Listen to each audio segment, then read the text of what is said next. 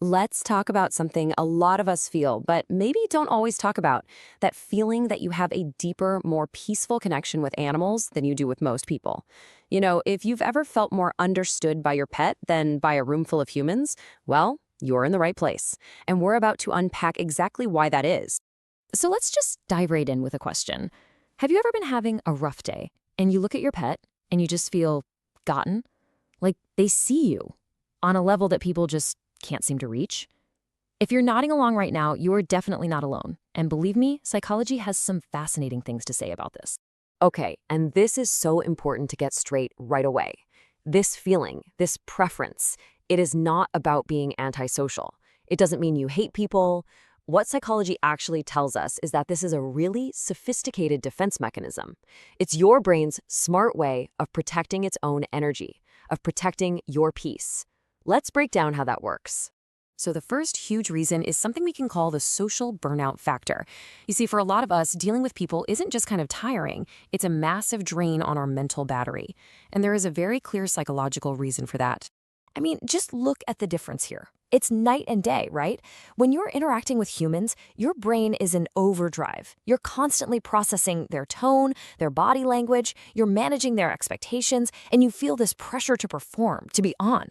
But with an animal, all of that just goes away. There's no cognitive demand, it's just pure companionship without that exhausting mental price tag. And this doesn't just happen randomly. It usually follows a pretty clear path. It often starts with having a high level of what's called social sensitivity. That leads to your energy draining way faster. Over time, what happens? Your brain starts to connect people with a feeling of stress. So, what's the logical next step? You start seeking out animals for what feels like a true, deep sense of rest. So what even is social sensitivity? Well, think of it this way. It's a trait where your nervous system is just wired differently. It literally burns more fuel during social interactions. It's not a flaw, not at all. It's just a biological reality. All it means is that you need longer, quieter breaks to get back to 100%. Okay, so that brings us to the second massive factor here, something we can call the betrayal defense system. Basically, if you've been let down before, or if you're just a highly observant person, your brain develops this intense craving for pure, simple honesty.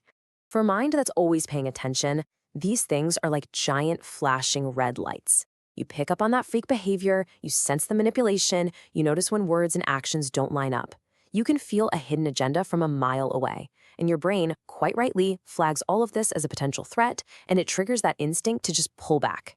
And this is where the difference becomes so incredibly clear. Human relationships, they can be really unpredictable. There's always that potential for betrayal, which forces your brain to stay on high alert.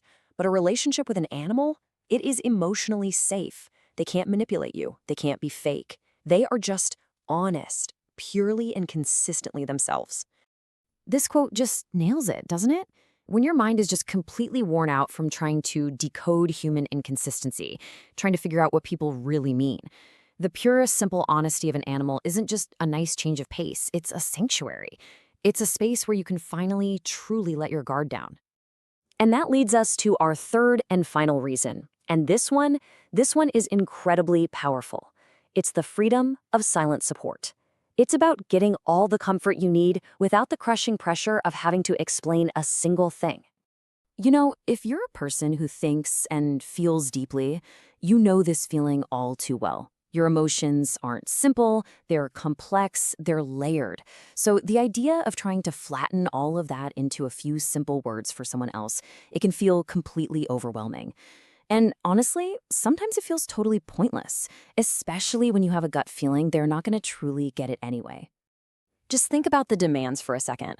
With people, you often feel this pressure to explain why you're sad or anxious, to justify your feelings, maybe even defend your reactions.